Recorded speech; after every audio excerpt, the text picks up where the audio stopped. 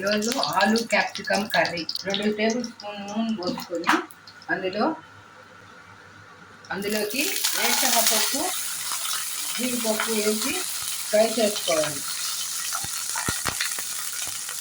ఇలా వేగిన తర్వాత అందులోకి ఎర్రగడ్డ వేసుకోవాలి. ఎర్రగడ్డ వేసుకొని కొద్దిగా లైట్గా రంగు వచ్చేంత వరకు వేయించుకోవాలి. కొద్దిగా సాల్ట్ వేసుకోవాలి, ఎందుకంటే తొందరగా వేగిపోతాయి కాబట్టి. ఎర్రగడ్డలో మీడియం సైజు టమాటాలు ఒక 2 తీసుకొని అందులో 4 పచ్చిమిరపకాయలు వేసుకొని కొద్దిసేపు మగ్గనియాలి.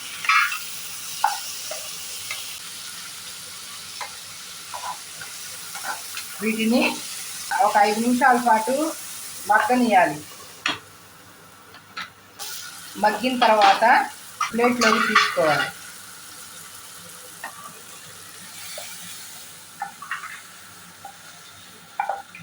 ఇది చల్లారిన తర్వాత మిక్సీకి పట్టుకోవాలి. ఆ బాండీలోనే ఒక 3 టేబుల్ స్పూన్ నూనె పోసుకొని అందులోకి ముక్కలుగా తరుక్కున్న ఉల్లగడ్డలను వేసుకోవాలి.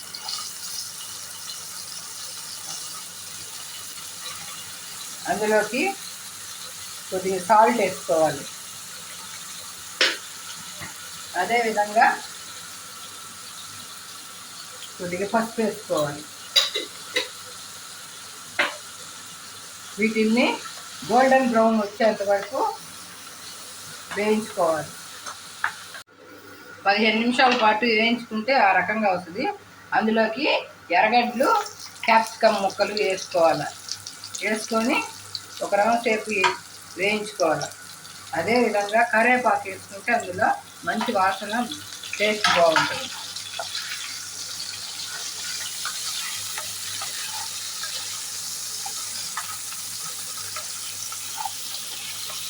ఒక 5 నిమిషాల పాటు వేయించుకోవాలి వీటిని.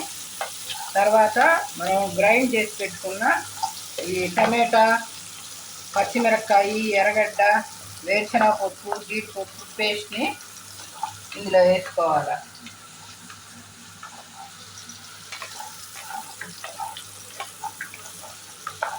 పేస్ట్ మిశ్రమాన్ని ఇందులో వేసుకోవాలి. వేసుకొని అందులో ఒక 1/2 స్పూన్ కారం,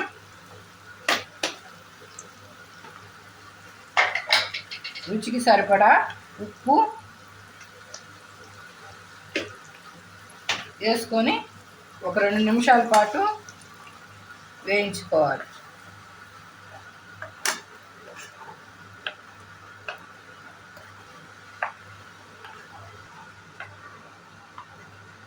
ఇలా వేయించుకున్న తర్వాత అందులోకి నీళ్లు పోసి ఉడకబెట్టుకోవాలి.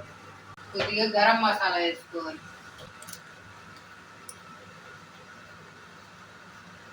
ఒక 1/4 టీ స్పూన్ గరం మసాలా వేసుకుంటే సరిపోతుంది. సిమ్లో పెట్టి ఒక 10 నిమిషాల పాటు ఉడికించుకోవాలి. ఈ రకంగా చిక్కబడిన తర్వాత అందులోకి కొత్తిమీర చల్లుకోవాలి. ఉల్లగడ్డ క్యాప్సికమ్ కర్రీ రెడీ. చపాతీలోకి కానీ అన్నంలోకి కానీ సర్వ్ చేసుకొని తినవచ్చు.